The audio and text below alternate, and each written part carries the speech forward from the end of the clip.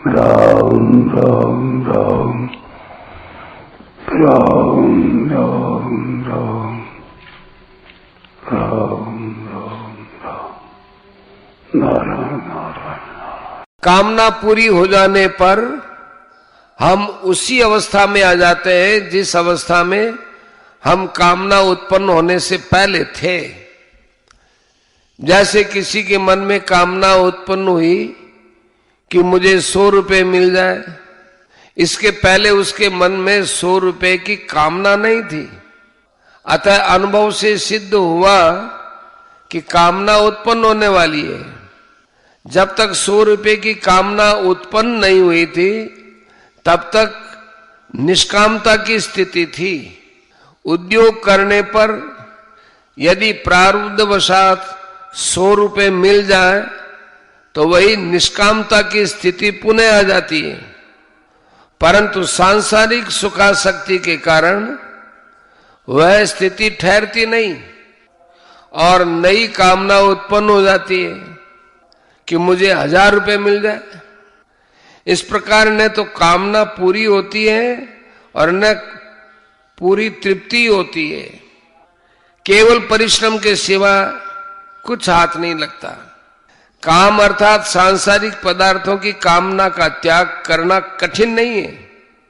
थोड़ा गहरा विचार करें कि वास्तव में कामना छूटती ही नहीं अथवा टिकती नहीं, तो पता लगेगा कि वास्तव में कामना टिकती नहीं, क्योंकि वह तो निरंतर ही मिटती चली जाती है।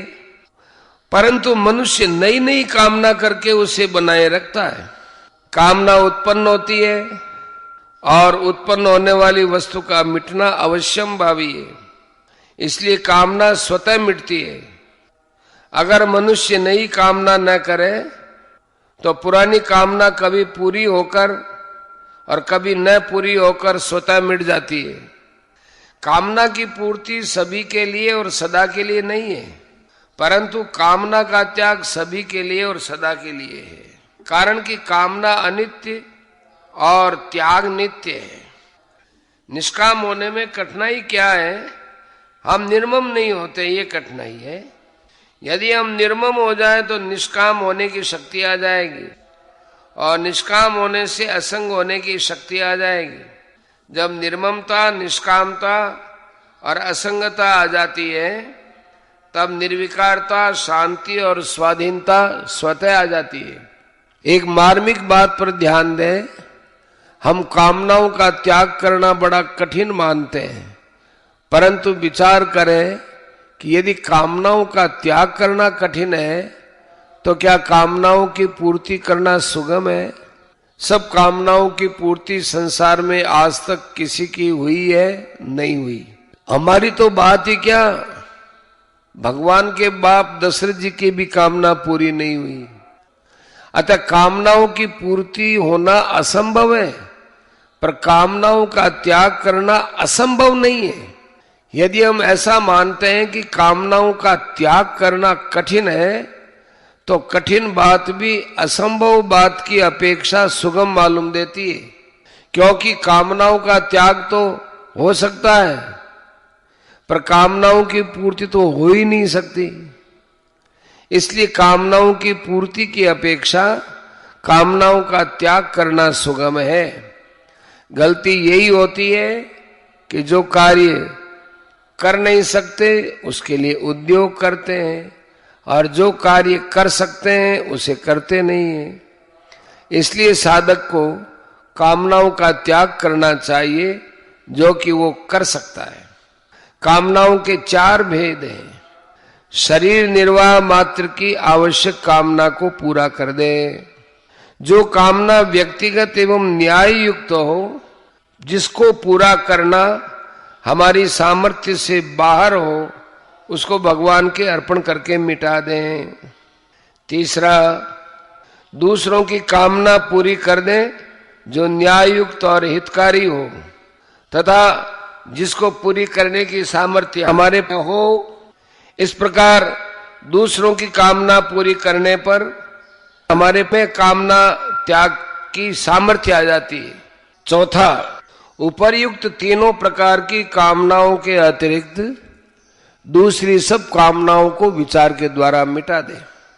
महाशनो महापापमा, कोई बैरी ऐसा होता है जो भेंट पूजा अथवा अनुनय विनय से शांत हो जाता है, पर ये काम ऐसा बैरी है जो किसी से भी शांत नहीं होता। इस काम की कभी तृप्ति नहीं होती। बुझे न काम अग्नि तुलसी कहूं, विषय भोग बहु घीते, मन पचितो प्राणी अवसर बीते। जैसे धन मिलने पर धन की कामना बढ़ती ही चली जाती है, ऐसे ही ज्यों ज्यों भोग मिलते हैं त्यों त्यों कामना बढ़ती चली जाती है। इसलिए कामना को महाशनय कहा गया है। कामना ही संपूर्ण पापों का कारण है। चोरी, डकैती, हिंसा आदि समस्त पाप कामना से ही होते हैं। इसलिए कामना को महापापमा कहा गया है।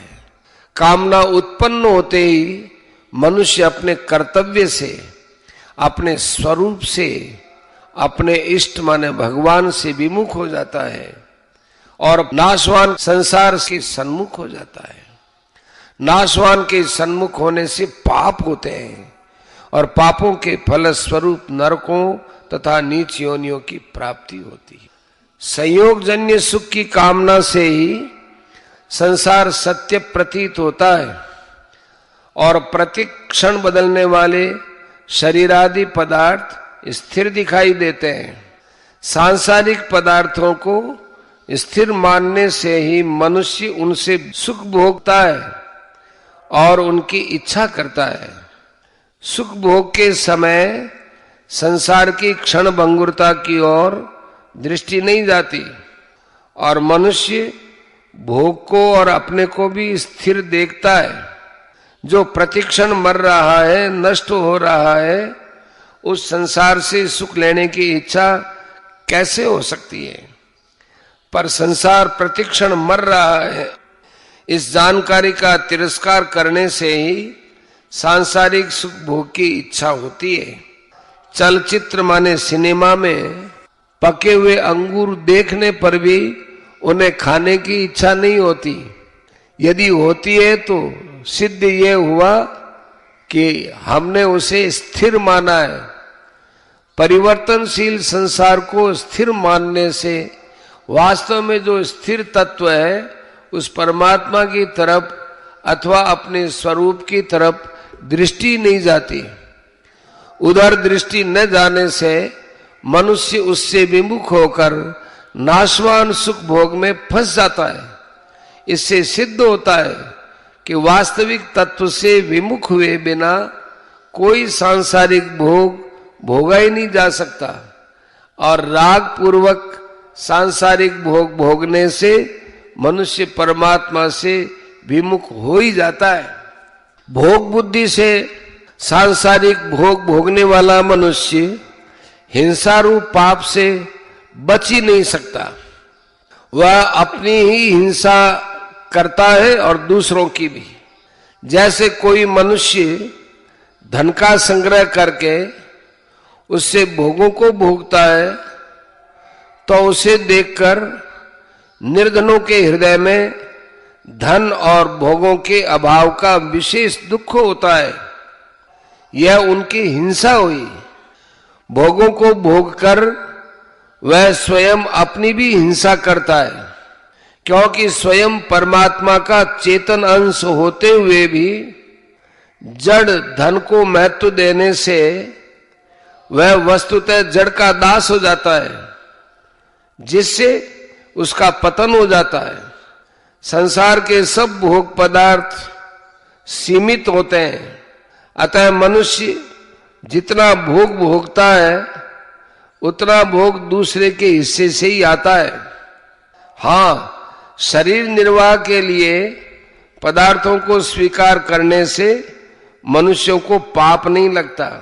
शरीर निर्वाह में भी शास्त्रों में केवल अपने लिए भोग भोगने का निषेध है। अपने माता पिता, गुरु, बालक, स्त्री, वृद्ध आदि को शरीर निर्वाह के पदार्थ पहले से देकर फिर स्वयं लेना चाहिए।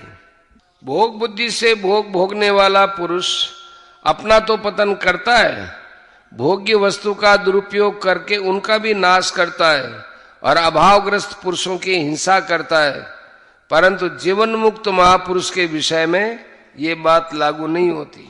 उसके द्वारा हिंसा रूप पाप नहीं होता, क्योंकि उसमें भोग बुद्धि नहीं होती और उसके द्वारा निष्काम भाव से निर्वाह मात्र के लिए शास्त्र विहित क्रियाएं होती हैं। गीता 4 अध्याय का 21वां श्लोक और 18वें अध्याय का 17वां श्लोक। उस महापुरुष के उपयोग में आने वाली वस्तुओं का विकास होता है, नाश नहीं, अर्थात उसके पास आने पर वस्तुओं का सदुपयोग होता है, जिससे वे सार्थक हो जाती है। जब तक संसार में उस महापुरुष का कहलाने वाला शरीर रहता है, तब तक उसके द्वारा स्वतः स्वाभाविक प्राणियों का उपकार होता रहता है। शरीर निर्वाह की आवश्यकता महाशनय और महापापमा नहीं है, कारण कि शरीर निर्वाह की आवश्यकता कामना के अंतर्गत नहीं होती। आवश्यकता की पूर्ति होती है, जैसे भूख लगी है और भोजन करने से तृप्ति हो गई, परंतु कामना की तो वृद्धि होती रहती।